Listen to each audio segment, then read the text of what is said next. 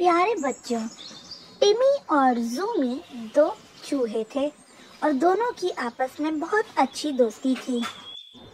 زومی بستی سے کچھ دور جنگل میں اپنے والدین کے ساتھ رہتا تھا۔ بستی میں اس کا ایک دوست ٹمی اسے ورغلاتا رہتا کہ جنگل کے مقابلے میں بستی میں کھانے پینے کا بہت آرام ہے، تم والدین کو بتائے بغیر چپکے سے یہاں آ جاؤ اور مزے کرو۔ زومی بہت سیدھا سادہ چوہا تھا۔ یہ بہت مشکل کام ہے، میں ایسا نہیں کر سکتا یار، زومی نے ہکلاتے ہوئے کہا۔ ہاں، تم سدا کے ڈرپوک ہو، اچھی زندگی گزارنے کے لیے ہمت تو کرنی ہی پڑتی ہے۔ مجھے دیکھو کسی بہادری سے وہاں سے نکلا تھا اور آج ساری برادری مجھ جیسی زندگی گزارنا چاہتی ہے۔ تو زومی نے کہا، میں کوشش کروں گا، زومی نے آہستہ آواز میں کہا۔ زومی نے سوچا کہ میں وہاں جا کر سکون سے رہوں گا تو والدین بھی خوش ہوں گے، پھر جب ذرا اپنا گھر بنا لوں گا تو انہیں بھی وہیں بلا لوں گا۔ یہاں تو بھائی بہت مسائل ہیں۔ رات کے 2 بج رہے تھے، گہری نیند سوتے ہوئے ماں باپ پر اس نے ایک نگاہ ڈالی اور تیزی سے باہر نکل گیا۔ کیسے ہو میرے دوست؟ مجھے تو یقین ہی نہیں ہو رہا یہ واقعی تم ہو، ٹمی نے زومی کو دیکھ کر حیران کن لہجے میں کہا۔ بڑی مشکل سے یہاں تک پہنچا ہوں، ماں باپ کو بتائے بغیر میں یہاں تک اتنی دور آ گیا۔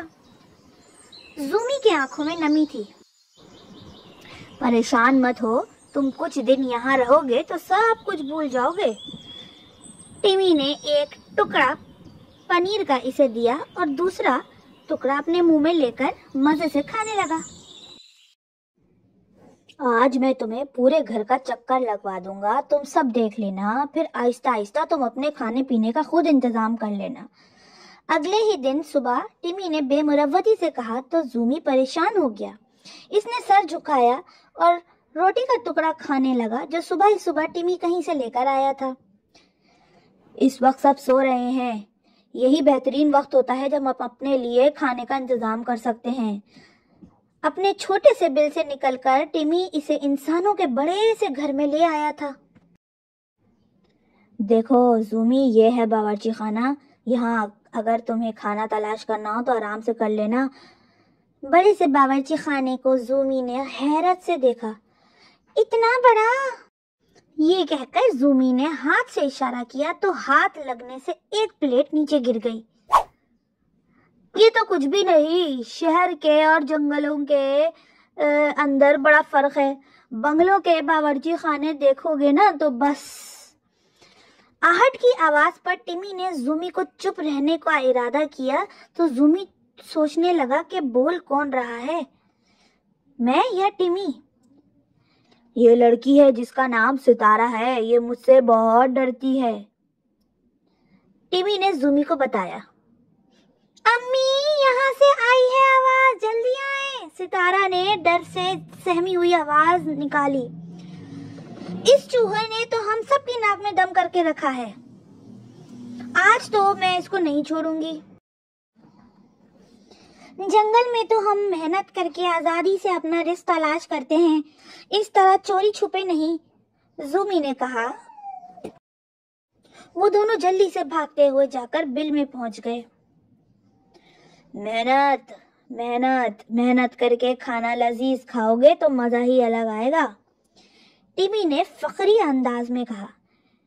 لیکن ہم جنگل میں آزادی کے ساتھ بھی تو گھومتے ہیں، زومی نے کہا۔ تو ٹمی کو غصہ آیا اور اس نے کہا، تو تم کیوں آئے ہو یہاں پر؟ وہیں رہ جاتے، وہیں گھومتے پھرتے۔ تو زومی نے کہا، تمہیں نے تو کہا تھا یہاں آ جاؤ، اس لیے تو میں آ گیا۔ تو تم نے میری بات کیوں مانی؟ تم اگر اتنے ہی نیک تھے تو اپنی ممی ڈیڈی کو بغیر بتائے کیوں آ گئے؟ اس کی بات سن کے زومی نے ڈر کے مارے کچھ نہیں کہا۔ وہ ٹمی کی باتوں میں آ کر اپنے ممی ڈیڈی کو چھوڑ کر یہاں آیا تھا، اب وہی اسے ایسا سلوک کر رہا ہے، اس لیے وہ ڈر گیا تھا۔ یہ گھر میں اس کالے چوہے کی آخری شام ہوگی، ستارہ نے ہاتھ میں پکڑی ہوئی تھیلی کو مضبوطی سے تھامتے ہوئے کہا۔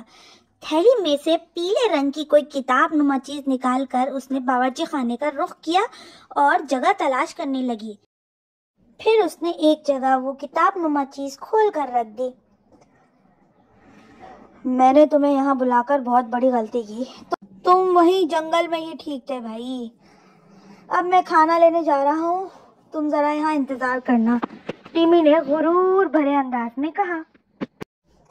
ابھی 5 منٹ ہی گزرے تھے کہ ٹیمی کی زور زور سے چلانے کی آواز آئی، بچاؤ بچاؤ زومی، مجھے بچاؤ۔ زومی جلدی سے باورچی خانے کی جانب بھاگا۔ اس نے دیکھا کہ ٹیمی ایک کتاب نما چیز پر چپکا پڑا ہے اور لگاتار کوششوں کے باوجود بھی وہ ہل نہیں پا رہا۔ یہ کیا ہے ٹیمی؟ کوشش کرو، تم ہلنے کی کوشش کرو۔ زومی گھبراتے ہوئے بول رہا تھا، لیکن ٹیمی ہل کر ہی نہیں دے رہا تھا۔ زومی کی سمجھ میں ہی نہیں آ رہا تھا کہ وہ کس طرح ٹیمی کی مدد کرے۔ اس ہی وقت ستارہ کی خوشی سے بھرپور آواز ان دونوں کے کانوں میں ٹکرائی، امی ہم کامیاب ہو گئے، ایلفی والی کتاب کام کر گئی، چوہا چپک گیا۔ اور بیچارہ ٹیمی کبھی ایلفی لگی ہوئی کتاب کو دیکھتا، کبھی زومی کو دیکھتا اور کبھی تالیاں بجاتی ہوئی ستارہ کو۔ اب اسے اپنی ہر وہ حرکت یاد آ رہی تھی جس کی وجہ سے ستارہ اور اس کے گھر والے پریشان تھے۔ مجھے بچا لو زومی، التجائیہ نظروں سے ٹیمی نے اس کی طرف دیکھتے ہوئے کہا۔ اس سے پہلے کہ زومی کوئی جواب دیتا، بلی کی آواز نے ان دونوں کو چونکا دیا۔